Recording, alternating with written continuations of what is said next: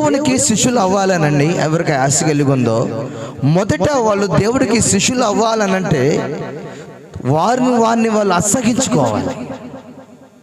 మీకు బాగా వినాలి. ఏం చేయాలమ్మా? అమ్మ చెప్పాలి. వారిని వాళ్ళు ఏం చేయాలి? అసహించుకోవాలి. మనం అసహించుకోలేదనుకో మనం దేవుడి బిడ్డలం కాలేము, శిష్యులు కాలేము. అంటే అసహించుకోవటం ఏంటి అంటే, అందం ఉందనుకో పాడు అందం అనుకోవాలి. అర్థమవుతుందా? ఆస్తి ఉందనుకో పాడు ఆస్తి అనుకోవాలి. మంచి బలగం ఉందనుకో వేస్ట్ బలగం అనుకోవాలి. తను అసహించుకోవాలి, తను ద్వేషించుకోవాలి. అప్పుడే ఆయన శిష్యుడు అవుతాడు, అప్పుడే ఆయన బిడ్డగా మారుతాడు. Praise the Lord. అన్ని కావాలి, యేసుప్రభు కావాలంటే నువ్వు యేసుప్రభు శిష్యుడు కాలేవు. మనం ఎలాంటి వాళ్ళం అంటే, ఉద్యోగంలో ఉన్నప్పుడు ఉద్యోగం ఉంటాం, ఉద్యోగం లేనప్పుడు ఉద్యోగం లేనట్టుగా ఉంటాం. అలాగ ఉండకూడదు. దేవుని బిడ్డలుగా శిష్యులుగా ఎవరైతే తయారు అవ్వాలనుకుంటున్నారో మొదట చేసిన పని ఏంటంటే, దేవుడి శిష్యులుగా మారాలంటే ముందు మనం అసహించుకోవాలి. అన్నీ అసహించుకుంటాం కానీ జాగ్రత్తగానండి, ప్రాణాన్ని అసహించుకోలేము. ఒకసారి దైవజనుడు డేవిడ్ అయ్యా వాక్యం ప్రకటిస్తూ 2 మాటలు చెబుతాను రా పాస్టర్లకి అన్నాడు. చెప్పండి అయ్యగారిని మైక్ ఇచ్చారు. అరే అయ్యా, నేను సేవకు వచ్చాను. సేవకు వచ్చిన తర్వాత మయ్య చచ్చిపోయాడు.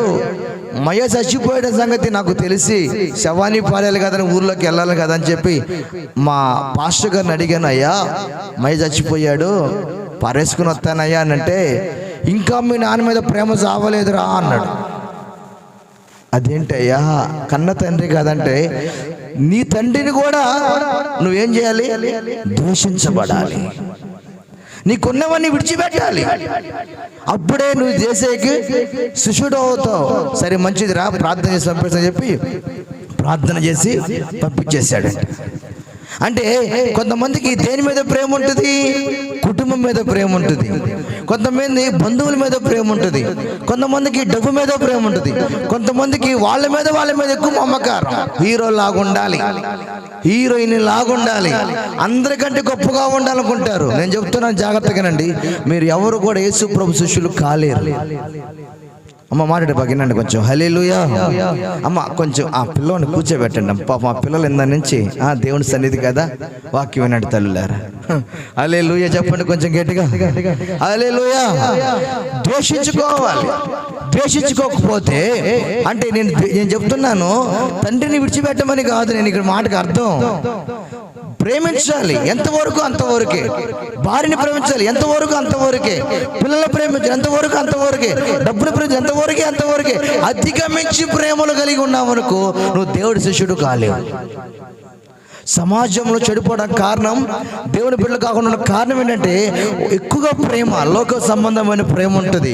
అందుకే యేసు ప్రభువు చెప్తున్నాడు, ముందు నీ తల్లిని ప్రేమించాలి, నీ తండ్రిని ద్వేషించాలి, నీ తల్లిని ద్వేషించాలి, నీకున్నవాడిని ద్వేషించాలి. అప్పుడు నా శిష్యుడుగా నువ్వు మారుతావు. అప్పుడే నా బ్యాగు పట్టుకోగలుగుతావు, అప్పుడు నా గురించి ప్రకటించగలుగుతావు. ఇది శిష్యులకు ఉండాల్సిన మొదటి లక్షణం. అయితే విశ్వాసులు కాబట్టి కాస్త లోతుకు తీసుకెళ్తున్నాను, నాతో పాటు రండి. మొదటిగా ద్వేషించాల్సింది ఏంటంటే లోకాన్ని ద్వేషించాలి. దేన్ని ద్వేషించాలమ్మా? లోక ఆశలు ద్వేషించాలి. లోక ఆశలు, లోకములో ఉన్నది ఏమిటి అంటే శరీర ఆశలు, నేత్రాశలు, జీవోడంబాలు. ఇవి 3 మనం ఏం చేయాలి చెప్పండి? ద్వేషించాలి. శరీర ఆశలతో చాలా మంది ప్రయాణం సాగిస్తున్నాం. మనకి శరీర ఆశలు ఎక్కువ, నేత్రాశలు ఎక్కువ, జీవోడంబాలు ఎక్కువ, బడే మాటలు, గొప్ప మాటలు, గొప్పవారిగా మారిపోవాలని అనుకుంటాం. కానీ దేవుడు అంటున్నాడు, ఈ లోకమును జయిస్తే నువ్వు నా బ్యాగు పట్టుకోగలుగుతావు, నాకు శిష్యుడు కాగలుగుతావు, నేను నిన్ను వాడుకోగలను. నీతో పాటు నేను నడవగలను, నీతో పాటు నేను ఉండగలను. అయితే నువ్వు దేన్ని ద్వేషిస్తున్నావు ఒకసారి ఆలోచించే. అమ్మా ఆలోచిస్తున్నారా? దేని చేసేస్తున్నావు? ఎవరన్నా ప్రాణం ద్వేషిస్తారా? కొంచెం ప్రాణము డల్ అయితే, శరీరం కృంగిపోతే ఎమ్మట హాస్పిటల్కి వెళ్ళిపోతాం, ఎమ్మట డాక్టర్ దగ్గరికి వెళ్ళిపోతాం, అవునా కదా? ప్రాణమా, ప్రాణమా పో, నీ వల్ల నాకు ఉపయోగం లేదు, నేను దేవుని కొరకు బ్రతకాలని, ప్రాణము కూడా దేవుని కొరకే బ్రతకాలి. అది శిష్యుడయ్యే అవకాశాలు ఉంటాయి. నేను ఎవరి గురించి చెప్పట్లా, ఎందుకో నాకు ఈ పాయింట్ నా హృదయాన్ని కొంచెం లోపల ప్రేరేపణ కలుగుతా ఉంది. నేను చెప్పు ఇక్కడ రాత్రి ఇక్కడ అని. కాబట్టి రెండో పాయింట్ కూడా ముందుకు తీసుకెళ్తాను. చదవండి నాయన, మత్తయి శుభవార్త 16వ అధ్యాయము 24వ వచనం చదవండి. 24వ వచనం కూడా చదవండి. 24వ వచనం 16, 24 చదవాలి నాయన, చదవాలి. అందుకు యేసు అప్పుడు యేసు తన శిష్యులను చూచి, ఎవడైనాను నన్ను వెంబడింపాలనుకుంటే తన్ను ఉపేక్షించుకోవాలి, నా శిరునెత్తుకొని నన్ను వెంబడింపాలి. స్తోత్రం చెప్పండి గట్టిగా. బైబిల్ ఏం రాయబడిందంటే, మంగక్క నన్ను వెంబడించాలంటే, చక్కగా కూర్చోండి, నన్ను వెంబడించాలంటే మొదట ఏం చేయాలంటే, నా సిలువను నువ్వు ఎత్తుకోవాలి. అంటే నీ సిలువ నువ్వు మోయాలి, ఇక నా సిలువ వైపు చూడాలి. అంటే చాలా మంది సిలువ వేసుకోరు, వాళ్ళ సిలువ వేసుకోవాలి ముందు. ఆమేన్. కొంచెం లోతుకి వెళ్దాం. సిలువ వేసుకోవాలి. సిలువ వేసుకోవడం తెలుసా? ఉపేక్షించుకోవటం, చచ్చిపోవటం. అంటే ఈ లోకంతో ఏ సంబంధం లేకుండా చనిపోయిన వారమై వాళ్ళ సిలువను మోస్తూ, నా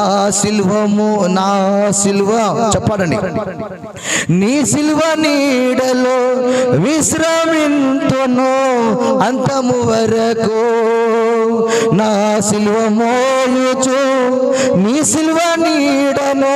అంటే మనం యేసయ్య సిలువ వేయబడ్డాడు, మనం కూడా సిలువ వేయబడాలి. ఎలా సిలువ వేయబడ్డాడు అంటే మానవులందరి కొరకు పాప క్షమాపణ నిమిత్తం వేసే సిలువల బలి, పాపని అందరి నిమిత్తమై బలియాగం మారితే మన పాపాలు కూడా మన పాపాలు మనం కడిగేసుకుని మనం యేసయ్య లాగా మారిపోవాలి. దాన్ని సిలువ వేసుకోవాలి అంటున్నాడు యేసయ్య. మన పెద్ద భక్తుల్లా కూర్చుని వాక్యం వింటాం, మేధస్సులాగా తెలీదు మాట్లాడుతాం. మనం సిలువేసుకుంటే ఆయన పిల్లలం అవుతాం, లేదా ఆయన పిల్లలం కాలేం. ఆది కాండం నుండి ప్రకటన గ్రంథం వరకు నీ రిప్రజలు తీయండి. ఇక్కడ చెప్తున్నాడు యేసు ప్రభువు, నా శిష్యుడు కావాలంటే ముందు నువ్వు సిలువేసుకో అన్నాడు. అంతే. Praise Lord. నీకు నువ్వు సిలువేసుకో, నువ్వు ఉపేక్షించుకో. నువ్వు ఏ క్యారెక్టర్ కలిగిన దానివో, నువ్వు ఏ స్థితి కలిగిన వాడివో, నువ్వు ఏ తలపులతో నడుస్తున్నావో, నువ్వు ఏ జీవితం జీవిస్తున్నావో, నువ్వు ఉపేక్షించుకుంటే నీ క్యారెక్టర్ ఏందో నువ్వు దానిని సిలువేయాలి. సిలువేయాలి. ఇదిగో సిలువలో యేసు ప్రభు మనందరి కూడా ప్రాణత్యాగం చేసినట్టుగా, ఇదిగో నాకు ఈ ఆశ ఉంది, సిలువేసేస్తున్నా, ఇది నాలో ఉండకూడదు. స్త్రీ పిచ్చింది, ఇది నాకు ఉండకూడదు, సిలివేసేస్తున్నా. ధన పిచ్చింది, ఇది నాకు ఉండకూడదు, సిలివేసేస్తున్నా. లోక పిచ్చింది, ఇది నాకు ఉండకూడదు, సిలివేసేస్తున్నా. నీ సిలువ నువ్వు మోయి ముందు, ఆ తర్వాత యేసు ప్రభు సిలువ దగ్గరికి రా. మనం ఎలా ఉండం, మన సిలువ మనం వేసుకు అందరు సిలువలు చూస్తుంటాం మనం. Praise Lord. ముందు మనం ఎవరు వేసుకోవాలి చెప్పండి? మన సిలువను మనం వేసుకోవాలి. అందుకంటున్నాడు, ముందు నీ సిలువను ఎత్తుకో, నా సిలువను చూస్తూ రా. నీ ప్రాణాన్ని సహా నువ్వు ద్వేషించుకోవాలి. ప్రాణం మీద తీపితో చాలా మంది ఉన్నారు. అయితే యేసు ప్రభు శిష్యుడు అవ్వాలని ఒక వ్యక్తి కోరుకున్నాడు బైబిల్లో. ఆ వ్యక్తి గురించి చెప్పి నేను ఈరోజు దేవుని చేత ఈసారి విశాలంగా మీతో మాట్లాడతా. ఒక వ్యక్తి యేసు ప్రభు శిష్యుడు అవ్వాలనుకున్నాడంట. అసలు ఏమవ్వాలనుకున్నాడు తల్లి? చెప్పండి, నాకు ఏమనుకున్నాడు తల్లి? అసలు ఆయన శిష్యుడు అవ్వాలని అందరికీ ఆశ ఉంటుంది, కానీ ఎలా అవుతారో చెప్తున్న జాగ్రత్తగా వినండి. మత్తయి లోక శుభవార్త 18వ అధ్యాయము 22వ వచనం చదువుకుందాం. చదవండి, 22వ వచనం చదవాలి. 18, 22 లోక శుభవార్త 18వ అధ్యాయము 22వ వచనం. యేసు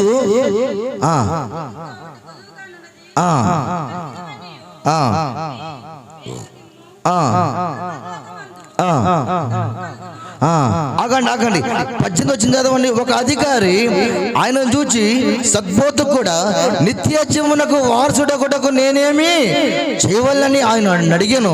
అందుకు యేసు, నేను సత్పురుషుడని ఎలా చెప్పుచున్నావు? దేవుడు ఒకడు తప్ప ఎవడను సత్పురుషుడు కాడు.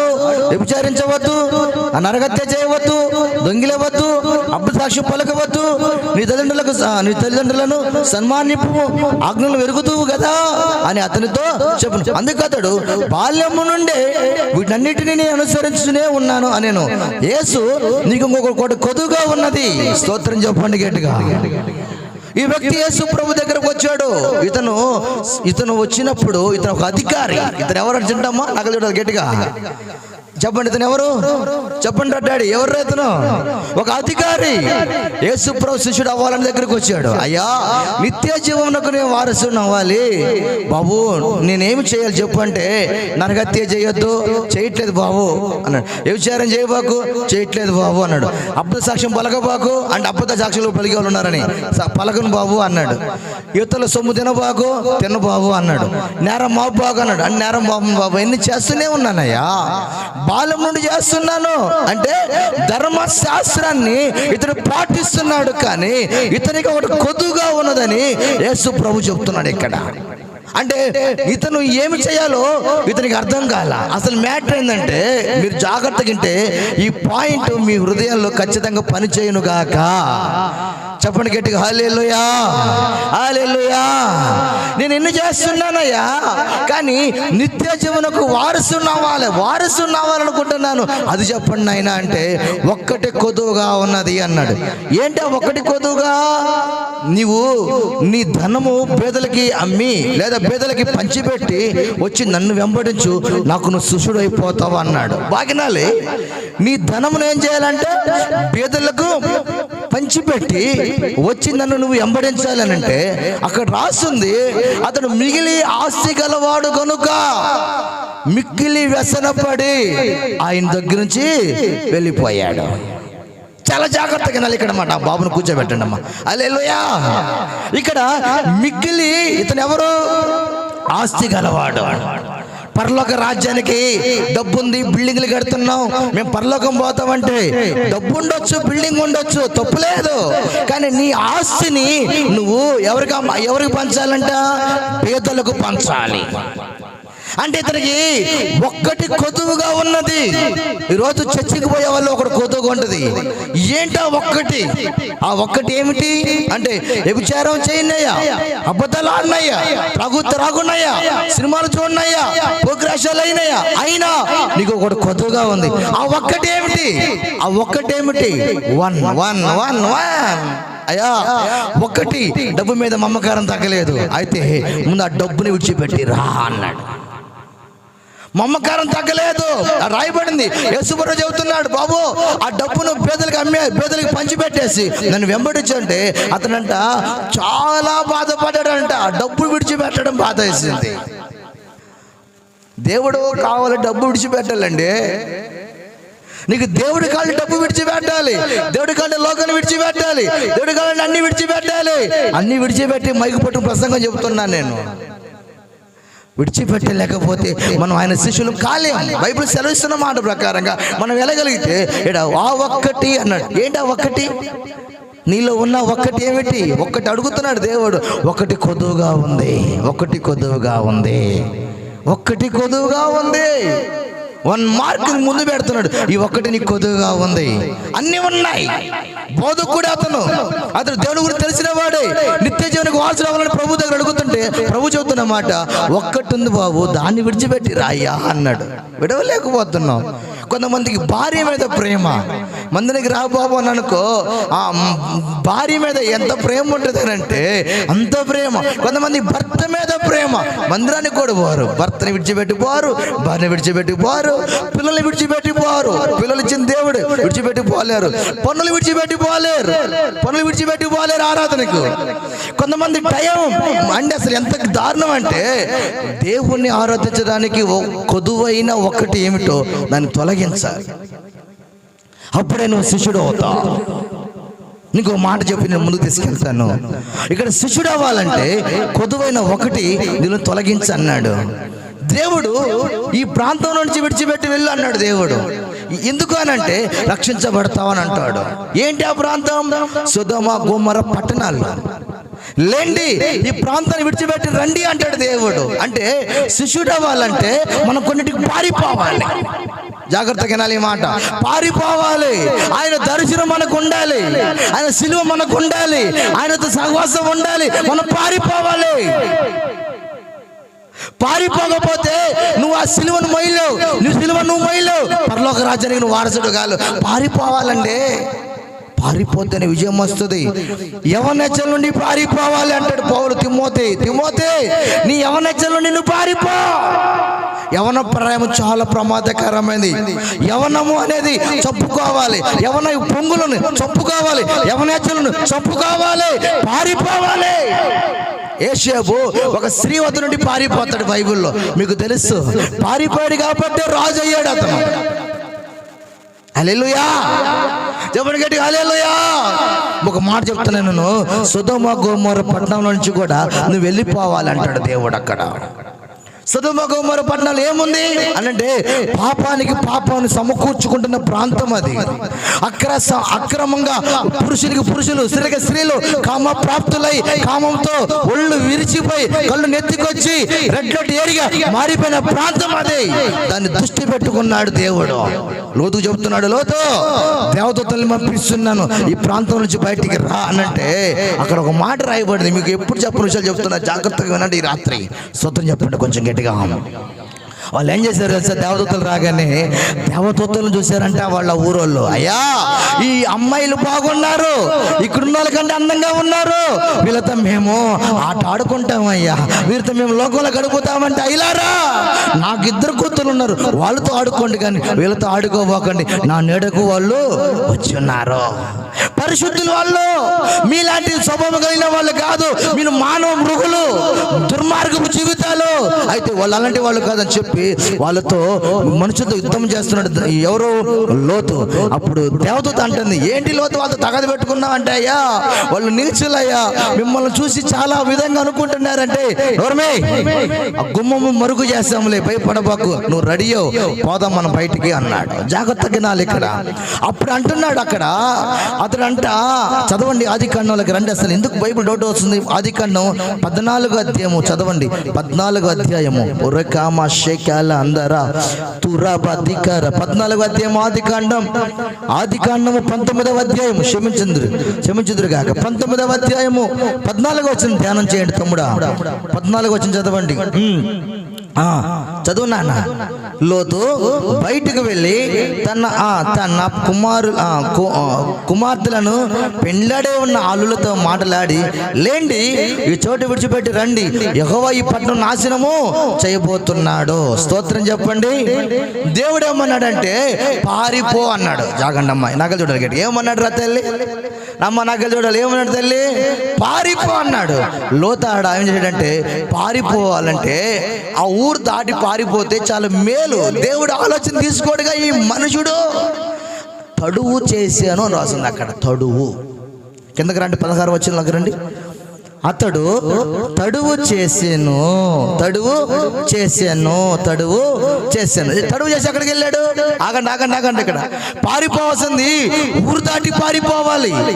పారిపోవాల్సిన వాడు ఊరు దాటి పారిపోకుండా తడువు చేస్తున్నాడు.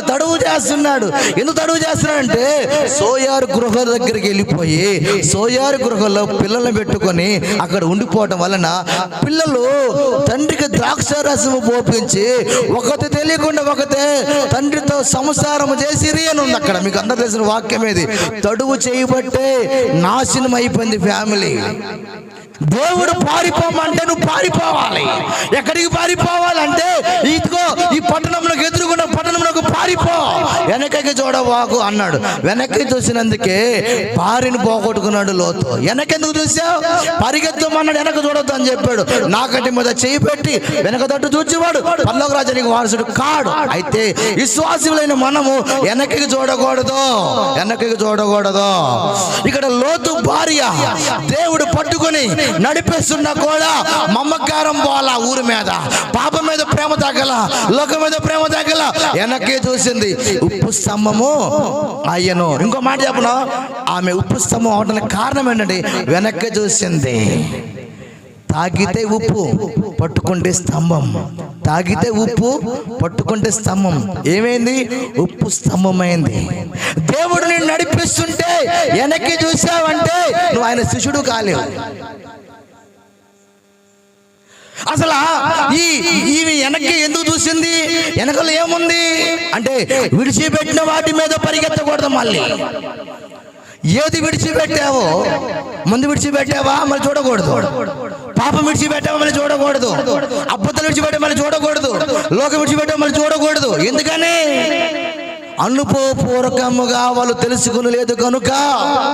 కుక్క కక్కిన దాని వైపు తిరిగినట్టు పంది బురదలో నుంచి బయటకు వచ్చి కడగబడి మరలా బురదనే రుచి చూసినట్టు దాంట్లోకి వెళ్ళినట్టు, కుక్కలాగా పందిలాగా అనే సామెత వీరి జీవితంలో నెరవేరడం నిజమే కదా అని పేతురు పత్రికలో పేతురుతో దేవుడు మాట్లాడతాడా? వెనక్కి చూస్తే కుక్కలం, వెనక్కి చూస్తే పందులం, పైకి మంచి బట్టలు కట్టుకొని దేవుని స్తుతించిన అంతరంగాలు దూరముగా ఉన్నాయి. హల్లెలూయా, హల్లెలూయా. నీ అంతరంగం దేవుడికి దూరముగా ఉంది. దేవునికి మహిమ కలుగును గాక. చెప్పండి గట్టిగా, రెండు చేతులు ఎత్తి స్తోత్రం చెప్పండి. స్తోత్రం, స్తోత్రం, స్తోత్రం. ఈ రాత్రి ప్రభు మాట్లాడుతున్నాడు. తడువు చేశాను కొంపలు కొల్లేరవుతాయి. తడువు చేయబోకు దేవుడి విషయంలో. ఇందాక దైవజనుడు తమ్ముడు బ్రదర్ గారు చక్కగా మాట చెప్పాడు. సంవత్సరాలు దాడిపడి స్తుతి కొడుకులు పెట్టుకోవాలనుకున్నవే పెట్టుకోవట్లేదు. ముందు నన్ను కనపరచు, దేవుడు నిన్ను కనపరుస్తాడని మాట వాస్తవం, రియాలిటీ. దేవుడు తనలో నుండి కూడా ఒక మాట మీతో మాట్లాడాడు, నాతో మాట్లాడు, మీతో అందరితో మాట్లాడాడు. తడువు చేయటం మానాలి. ఈ రోజు నుంచి తడువు చేయవద్దు. ఒక మాట చెప్పనా, నిజం చెప్తున్నాను. వాళ్ళు కానీ ఊరు దాటుంటే వాళ్ళ నాన్నకి ద్రాక్షరసం పోపించేవాళ్ళు కాదు. అక్కడ మనుషులు ఉంటారు. ఏం చేస్తున్నావు నీ తండ్రితో అని అడుగుతారు. గద్దించేవాళ్ళు, కొట్టేవాళ్ళు. తల్లి ఉంటే సంసారం కట్టబడేది. తల్లి లేదు, అడిగేవాళ్ళు లేరని సోయారి గృహంలో రహస్య పాపానికి వాళ్ళు బానిసలు అయిపోయారు. రహస్య పాపం, వదలని పాపం, రహస్యం చేసిన పాపానికి పరిహారం ఏంటి తెలుసా?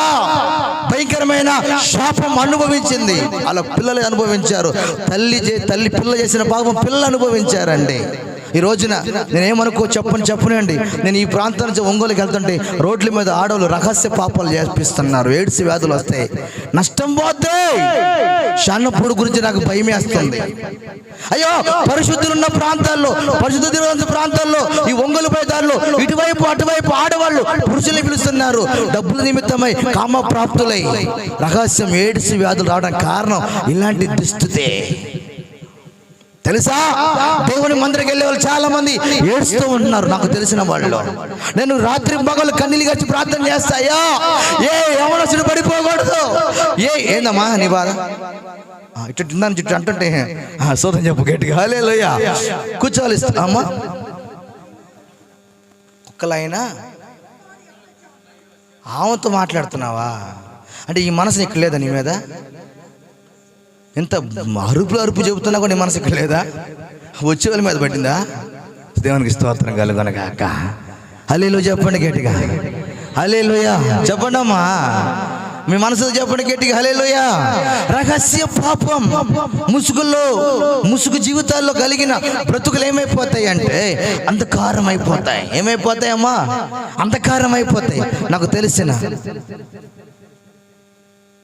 కూర్చో సరే. దేవునికి స్తోత్రం. ప్రత్యేకంగా కూర్చున్నామని ఆశ, అందుకంటే హల్లెలూయా. దేవుడిని దీవించను కాక తల్లి. నిజంగా అలా కూర్చోవాలి. Praise Lord. చప్పట్లు కొట్టండి గట్టిగా. దేవునికి స్తోత్రం. రహస్యంలో జరుగుతున్న ప్రక్రియ మానవ బ్రతుకుని పత్రం తీసుకెళ్తుంది. ఒక తమ్ముడు నేను ప్రార్థన చేశాను అని ఏడుస్తున్నాడు. తమ్ముడు నీకు అందంగా ఉన్నావు కదా, చక్కగా ఉన్నావు కదా, ఏమైందా అంట. నా పక్కకు రండి అన్నా అన్నాడు. ఏమైంది తమ్ముడు అన్నా? నేను బ్రతకలేను, సావా లేను. ఏమైంది? నాకు HIV పాజిటివ్ అన్నాడు. HIV పాజిటివ్ ఎందుకు ఇలా వచ్చింది నీకు అన్న? అన్నా అన్న తొందరపాటు అన్నా, ఆవేశం అన్నా, ఉడుకన్నా, దడన్నా ఆయన జీవితాన్ని పాడు చేసిందే.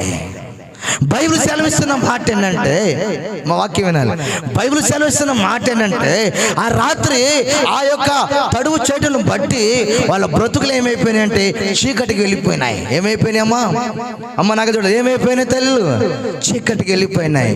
చూడండి, ఆ పెద్దదానికి మోయాబులు పుట్టాడు. మోయాబు దేశం అంతా శాపగ్రస్తమైనది. చిన్నదానికి బెన్నోని పుట్టాడు. ఆ ప్రాంతానికి శాపం వచ్చేసింది. లోతు ఒక్కడే తడిగుడ్డ పెట్టుకుని ఏడుస్తూ అన్నాడు, అయ్యో నేను దేవుని మందిరమైన అబ్రహామును దేవుని సన్నిధిని విడిచిపెట్టే నా సొంత నిర్ణయములు బట్టి డబ్బును సంపాదించాలని, గొప్పవాడిని అయిపోవాలని అడుగులు వేశాను. అడుగుల్లో అడుగు లేదే, జారిపోయింది నా అడుగు. నా కుటుంబం పతనం అయిపోయింది. ఈ రోజు నాతో మాట్లాడడానికి నా భార్య ఉపశమమైంది, నా పిల్లలు శాపగ్రస్తులు అయ్యారు, నా అడుగే నన్ను పాడు చేసిందని చెప్పి తన గుడ్డేసుకుని ఏడుస్తా ఉన్నాడు. తెరని లోటు ఈ రోజు మందిరానికి రాకుండా, సన్నిధికి రాకుండా నువ్వు వేసే అడుగులు నీ కుటుంబాన్ని పోతలు చేశాయి. ఎవరైనా సరే ఈ రాత్రి యవనస్తుడైనా, ఎవరైనా చెల్లైనా, ఎవరైనా మందిరంలోకి వెళ్ళి ప్రభుని ఆరాధించాలి. వాక్యం గద్దిస్తే లోబడాలి, బలపరిచి ఆత్మను పొందుకోవాలి, అభిషేకం నడవాలి. లోకంలో అడుగులు వేస్తే నీ అడుగు తర్వాత ఉంటది, నువ్వు జారిపోయిన బ్రతుకు అయిపోతే, నీ కుటుంబం అడ్రస్లందుగా అయిపోతే. చాలా మంది నాకు ఫోన్ చేసి చెప్తున్నారు, అన్నా నా అడుగులు జారిపోయినాయి, ఇప్పుడు ఆ స్థితి మారిపోయిందన్న, అన్నీ ఉన్నాయి, బ్రతకలేను. ఒక మాట చెప్పనా, ఇంట్లో వస్తువులు పట్టుకోవట్లేదు ఎవరు కూడా. ఇతనికి ఏముంది? హెచ్ఐవి ఉంది. ఎన్ని బిల్డింగ్లు ఉంటే ఏమి లాభం, ఎంత లాభం ఉంటే ఏమి లాభం, ఎన్ని ఆస్తి ఉంటే ఎంత లాభం. అతనికి ఉన్న వ్యాధి అతని తరుముతో ఉంది. ఇందాక బ్రదర్ చెప్పాడు కదా, తరుముతో ఉంది. ఒక క్షణికమైన రహస్య పాపం నిన్ను జీవితకాలము తరుముతూనే ఉంటది. ఆ పాపానికి ఈ రాత్రి స్వస్థత చెప్పాలి, మనం ముగింపు కలుగు చేయబడాలి. యేసు ప్రభు చెబుతున్నాడు, నువ్వు నా శిష్యుడు అవ్వాలంటే మొదట పారిపో, నీ యవ్వనచల నుండి పారిపో, నీ అంధకారం నుండి పారిపో. రానా నేడకు నేను నా రెక్కలు చాచే ఉన్నాను. సిలువలో రక్తం కాచని కారణం రెక్కలు చాచే ఉన్నాను. ఎవరిని కూడా త్రోసివేసేవాడు కాదు. ప్రియ సహోదరుడా, కమ్ కమ్ కమ్ కమ్, నీకు స్వాగతం పలుకుతున్నాడు. Praise lord. చెప్పండి గట్టిగా, హల్లెలూయా. గట్టిగా చెప్పండి, హల్లెలూయా. ఫిలిప్పీ పత్రికలో ఒక మాట రాస్తున్నది. ఏ పత్రికలో తల్లి? ఫిలిప్పీ రాసిన పత్రిక 3వ అధ్యాయము 7వ వచనం చదవండి అమ్మా. ఫిలిప్పీలకు రాసిన పత్రిక 3వ అధ్యాయం 7వ చదవాలి. పరిశుద్ధాత్ముడా, అతి సుందరుడా, నా స్తుతి సదయుడా, కోటి సూర్యకాంతులైన నీతో సమమగునా. అతి సుందరుడా, నా స్తుతి సదయుడా, కోటి సూర్యకాంతులైన నీతో సమమగునా. ఎనలేని నీ ఘన కార్యములు తలంచి స్తుతించుచు నిన్నునే మహిమ పరుతును. సర్వాధికారివి, సర్వాజ్ఞుడవు. చేతులపై ఎదుగుతాడు, సంపూర్ణ పరాలి నీవి నీవు. చేతులపై దివిలో నున్న ఆనందమును ధరణిలో నేను అనుభవింప.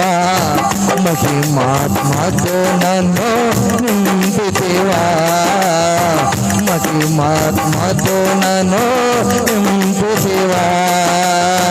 సకల జగత్ రక్షకుడా, లోకరాజ పాలక, భూరాజులెవ్వరినైనా నీతో పోల్చగలనా. సర్వ జగత్ రక్షకుడా, లోకరాజ పాలక, భూరాజులెవ్వరినైనా నీతో పోల్చగలనా. బలమైన నీ రాజ్య స్థాపనకై నిలచే నిరీక్షణతోనే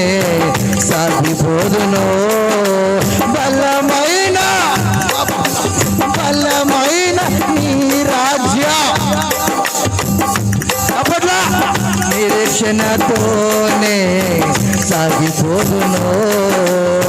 సర్వాధికారివి సర్వజ్ఞుడవు సంపూర్ణ సత్య స్వరూపివి నీవు. దివిలో ఉన్న ఆనందమును ధరణిలో నేను అనుభవించా. మహిమాత్మతో నన్ను నింపుతివా. యేసయ్యా మహిమాత్మతో నన్ను నింపుతివా. అతి సుందరుడా నా స్తుతియుడా కోటి సూర్యకాంతులైన హల్లెలూయా హల్లెలూయా హల్లెలూయా. ఏమి పోల్చగలనండి ఈ రాత్రి నా యేసుని? అవునా కదా? ఏమి పోల్చగలను నా యేసుని? ఎంత సుందరుడు అనంట, ఎంత ప్రేమ కలిగినో ఆడు. అనుభవిస్తే అర్థమవుతుంది. దేవునికి 2 చేతులు ఎత్తి స్తోత్రాలు చెప్పాలి. అబ్బాయి చేతులు బాగా ఎత్తండి అయ్యా. 2 చేతులు ఎత్తు స్వామి. హల్లెలూయా. ఆత్మలో తీవ్రత ఉండాలి. అయితే ఫిలిప్పీ పత్రికలో 3వ అధ్యాయం 7వ వచనం మాట చదవండి. అయినను ఏవేవి నాకు లాభకరమే ఉండెనో వాటన్నిటినీ క్రీస్తు నిమిత్తము తర్వాత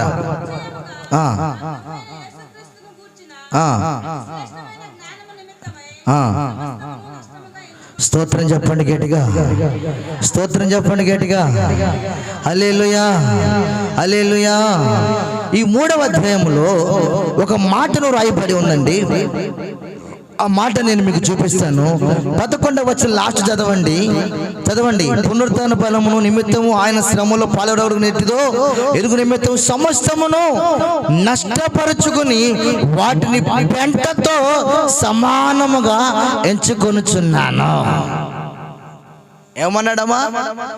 అమ్మా ఏమన్నాడు? క్రీస్తు నిమిత్తం నాకు లోకము అంత పెంట అన్నాడు. లోకములో ఏది నీకు సాటి కాదయా? డబ్బు, ధనవంతులు, బిల్డింగ్లు, కార్లు, సమస్తం నీకు సాటి కాదయ్యా. నీకు సాటి కాదయ్యా. పెంట అన్నాడు. భక్తుడు అంటున్నాడు పెంటని. నువ్వు అనగలవా? దేహమా, దరిద్రమా, కళ్ళు చీ అనగలుగుతావా?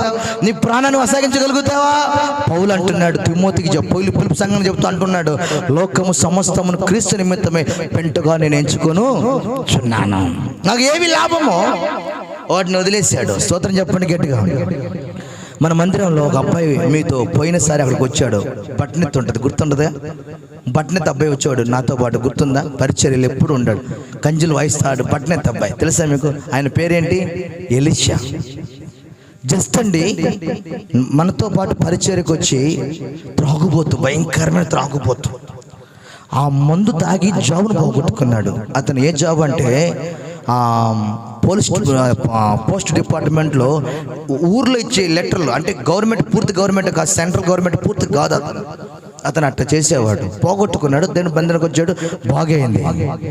అన్నా సార్ నాకు ఎప్పుడు ప్రార్థన చేయండి సార్, నాకు జాబు రావాలి సార్, గవర్నమెంట్ జాబు రావాలి సార్, ప్రార్థన చేయమని అని ప్రార్థన చేస్తే నాతో పాటు వచ్చి సేవ చేశాడు. బాక్సులు మోసాడు, పట్టలు వేసాడు, సౌండ్ సిస్టమ్ పెట్టాడు. ఈరోజు మధ్యాహ్నం 2 గంటలకు వెళ్ళి ఫ్లైట్ ఎక్కి ఢిల్లీకి వెళ్ళి గవర్నమెంట్ జాబులు జాయిన్ అయిపోతారు రేపు పగల. చప్పట్లు కొట్టడానికి గట్టిగా దేవునికి స్తోత్రం. నన్ను పట్టుకుని వదలట్లేదు సార్ అని ఏడుస్తున్నాడు. పాస్టమ్ గారిని పట్టుకుని ఏడుస్తున్నాడు, పిల్లలను పట్టుకుని ఏడుస్తున్నాడు. 90% ఇప్పుడు లైవ్లో కూడా అబ్బాయి ఉండొచ్చు నాకు తెలిసినంత వరకు. ఢిల్లీ వెళ్ళిపోయాడు. మధ్యాహ్నం ఫ్లైట్ ఎక్కి ఫ్లైట్లో ఉండి వీడియో కాల్ చేస్తున్నాడు.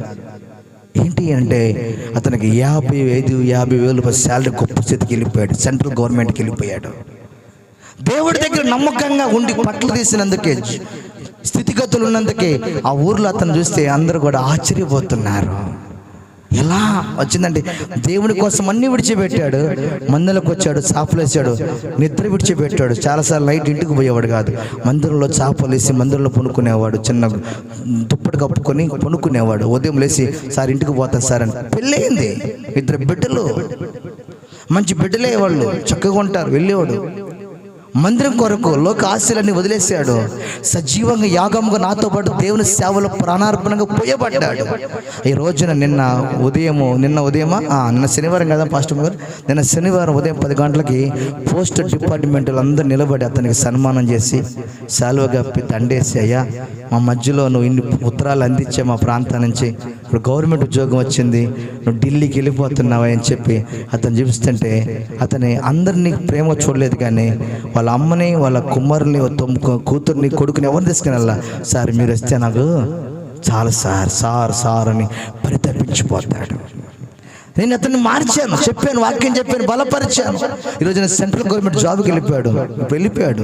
రేపు పొద్దున అపాయింట్మెంట్ అంటే అక్కడ ఈ లెటర్ అక్కడికి ఇచ్చేస్తే వాళ్ళు అతన్ని గవర్నమెంట్లో తీసేసుకున్నారు. ఇప్పటి నుంచి అతన్ని ఈ రోజు నుంచి పోకూరు అనే అబ్బాయి, ఆ పోకూరుని తీసేసి సెంట్రల్ గవర్నమెంట్లో నుంచి జాబులో అతనికి ఢిల్లీ సౌత్ అనే పేరు పెట్టి అక్కడ జాబ్ చేస్తుంటాడు. 1 year అయితే మళ్ళీ మన మధ్యలోకి 2 years ట్రాన్స్ఫర్ చేసుకొని చెప్పాను, మన ఆంధ్రకి ట్రాన్స్ఫర్ చేస్తాను సార్ అన్నాడు. ప్రతి క్షణం దేవుని కొరకు నువ్వు తీసేసుకో, నీకు దేవుడు ఇస్తాడు. చిన్న చూసుకొని ఉన్నతమైన కొరకు పోగొట్టుకుంటున్నావే, చిన్న అల్పకాల భోగభాగ్యాలు చూసి ఆత్మీయతను పోగొట్టుకుంటున్నావే, పరిశుద్ధతను పోగొట్టుకుంటున్నావే, కృపణకు దూరం అయిపోతావే. మీరందరూ రగిలించాలని చెప్పిన ఈ మాట. మధ్యాహ్నం మంది సంఘులందరూ ఏడ్చారు. అక్క రాలేదు ఈరోజు, కొంచెం స్తుతి కూడిక ఉంది కాబట్టి. ఏనానా అందరు కన్నీళ్ళు పెట్టుకుని, తమ్ముడు మాతో పరిచయం చేసేవాడు, అంత ఆత్మీయుడు ఆ బిడ్డ. మాకు ఇందాక వస్తాను కళ్ళం నీళ్ళు పడ్డాయి, ఎందుకంటే బాక్సులు మూసేటప్పుడు ఫస్ట్ వచ్చేది అక్క, వందనాలు అక్క అంటాడు.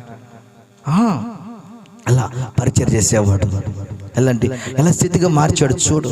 ఎందుకు నేను దేవుడు దీవించాడు ఒకసారి నువ్వు ఆలోచించేయి. అందుకే నువ్వు మొదట ఎవరు శిష్యుడు అవ్వాలి? యేసయ్య శిష్యుడిగా మారు. ఇటు మాటలు దేవుడు దీవించును గాక.